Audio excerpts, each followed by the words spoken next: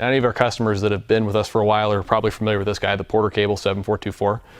Unfortunately, we're not going to be selling this machine anymore. It's had a good run over probably 10 years now, but we're discontinuing it due to the fact that it's going to be made in China. So we still wanted to make sure that you were comfortable using the new polishes, the new pad system with this tool. So we'll continue to support it. We just won't be able to sell you the tool anymore.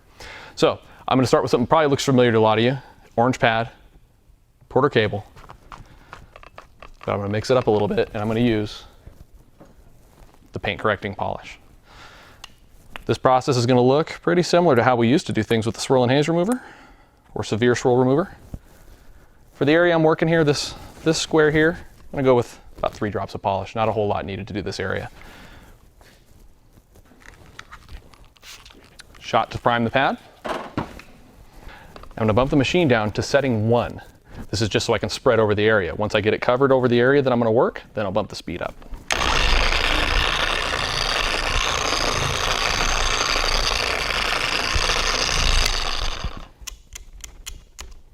Up to speed setting 6.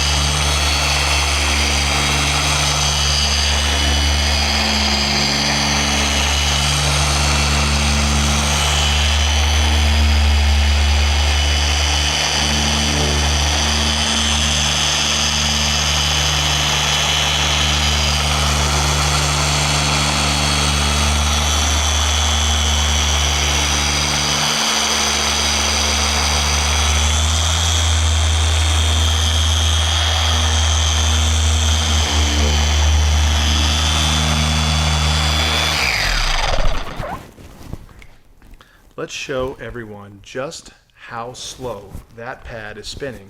This way people know how hard they're going to need to push to get the correction that they need out of this tool. Excellent point, because the rotation of this pad, even though it isn't a forced rotation machine, is very important. And how you kind of tell if you're pressing hard enough or not is to watch the rotation speed of the pad. We like to recommend you can take a Sharpie and just put a hash mark right there where you can see it. That'll be real visible as you're working over the top of the machine. You can also keep an eye on the cooling holes in the backing plate as well. This just makes it really obvious where it's at. So I'll just keep working a little bit longer. Add just a touch more polish since it's getting dry. Now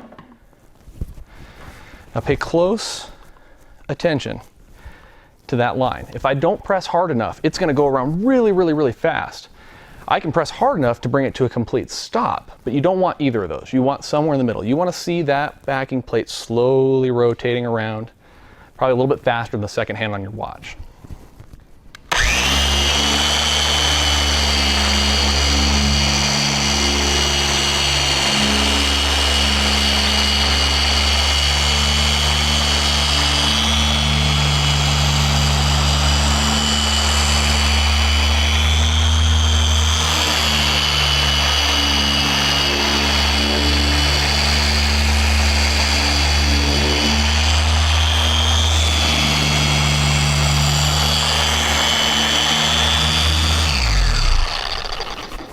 And note, just like the process before with the Cyclo, I'm starting with the pad on the finish and stopping it with it on the finish as well. So we'll go ahead. Also key, when removing these, foam is prone to ripping if you don't pull it off properly. A lot of people like just grab by an edge here and peel away. The appropriate way to pull these off to minimize damage, create a separation by putting your finger right there and get a gap. Then slide your fingers in and hold the pad pinched with the backing. That way you avoid pulling this beveled edge off, ripping your pads, and possibly ruining them prematurely. So I'm going to go to my next step, the white fine machine polishing pad.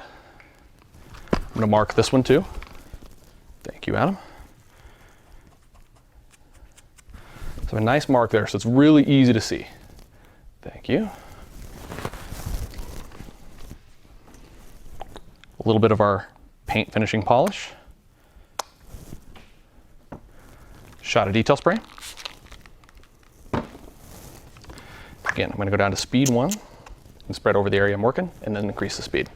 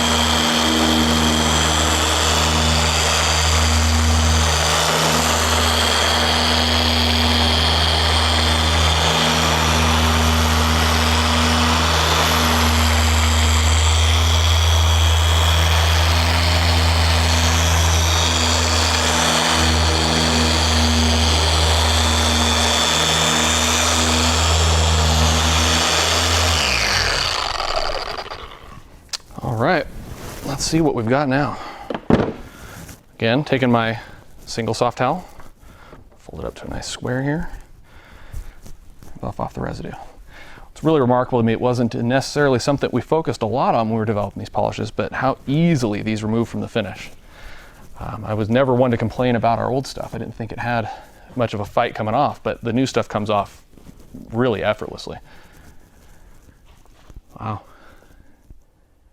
I would say there again, probably a solid 95% improvement, almost perfect. There's a few small imperfections. So we're gonna go ahead and do the microfiber pads on this section here, see where that gets us, and we'll have an answer.